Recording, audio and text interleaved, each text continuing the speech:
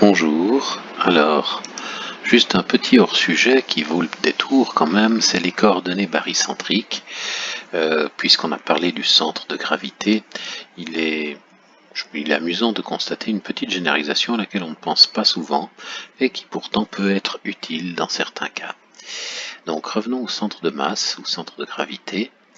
On parle de centre de masse lorsqu'il n'y a pas de pondération et en centre de gravité c'est le cas un peu plus général.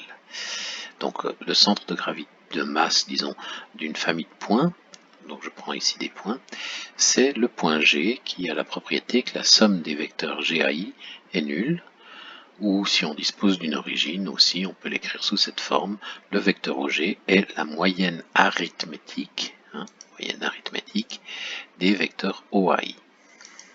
Alors moyenne arithmétique, on comprend ce que c'est, quand un élève a un certain nombre de notes, le centre de masse de ces nombres de notes, le milieu des notes, c'est donné par la moyenne arithmétique usuelle. Mais il arrive que, que certains enseignants mettent plus ou moins de poids à certains tests, donc certaines notes sont plus ou moins importantes, et du coup il y a un facteur de pondération, et la question se pose de dire, tiens, et si j'introduisais dans cette formule des pondérations, des masses ou des champs de vecteurs ou n'importe quoi qui ne sont pas tous égaux. Alors à ce moment-là, il faudrait parler de centre de gravité exclusivement et pas de centre de masse.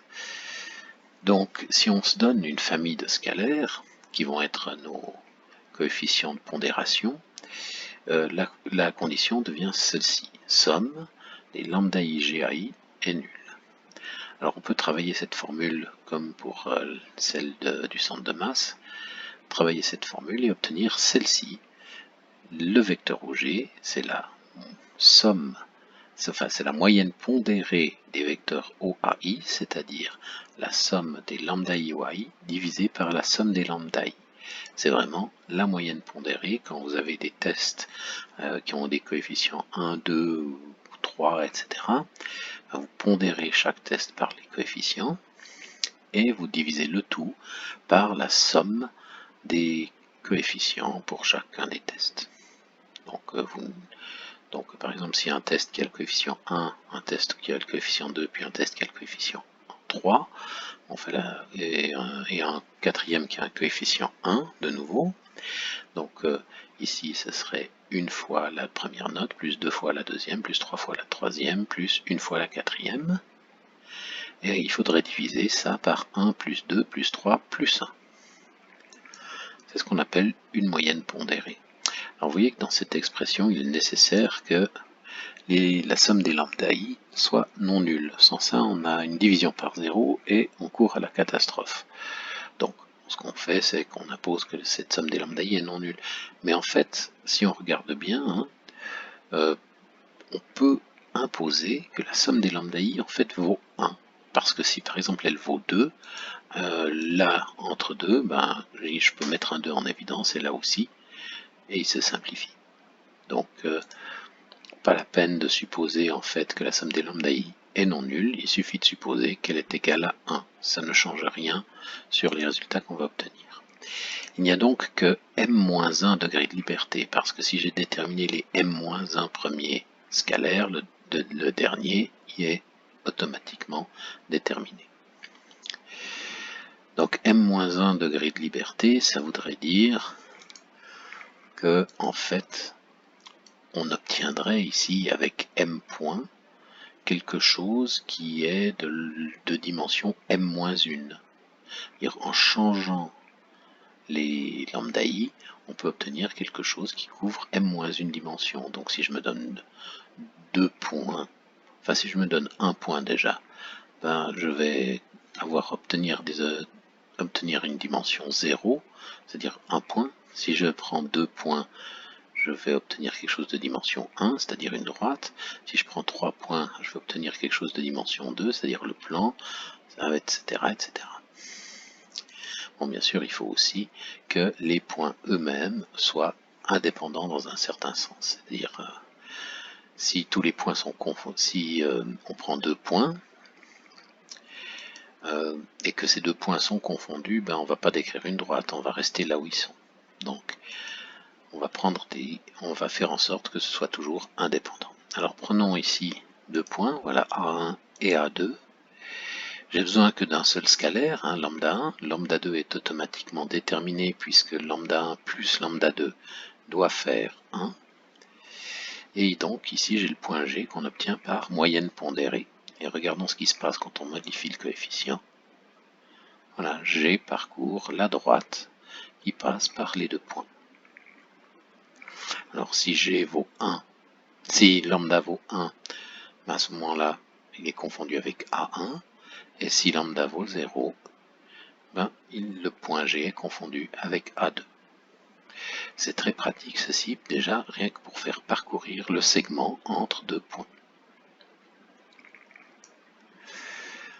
Même chose, mais faisons la même chose en dimension 3, pardon, pour 3 points, donc en dimension 2, je prends 3 points, A1, A2, A3, et on peut modifier à ce moment-là les coefficients, faire la moyenne pondérée.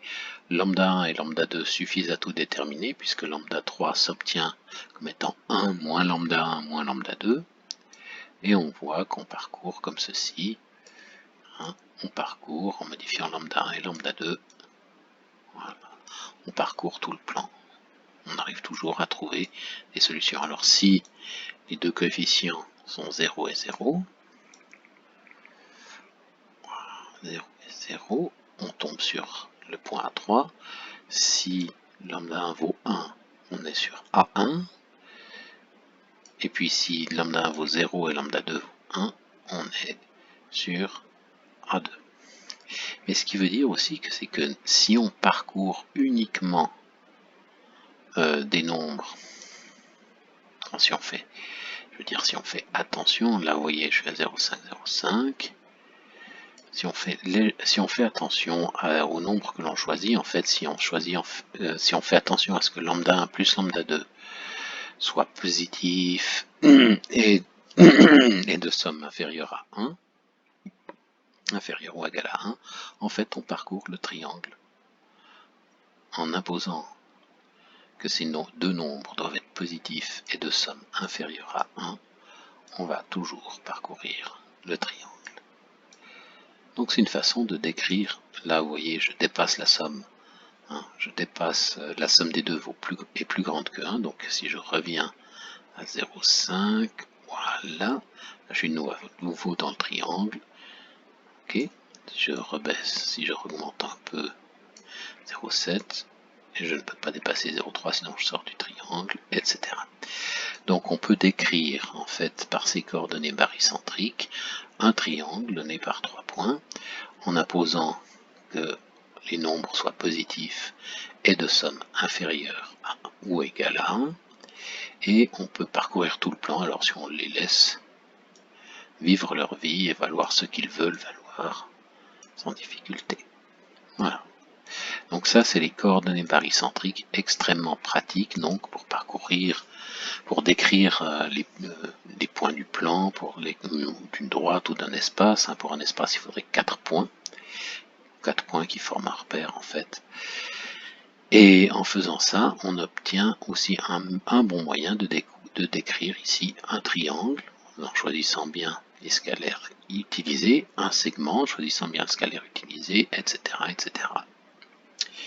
Voilà, c'était juste cette petite chose amusante que je voulais vous montrer et qui a des applications un peu partout, mais je veux dire beaucoup moins importantes pour vous pour l'instant que les repères usuels. Bonne continuation et à tout bientôt. Nous allons essayer la prochaine fois d'introduire enfin la notion de norme, enfin le calcul de la norme. Bonne journée.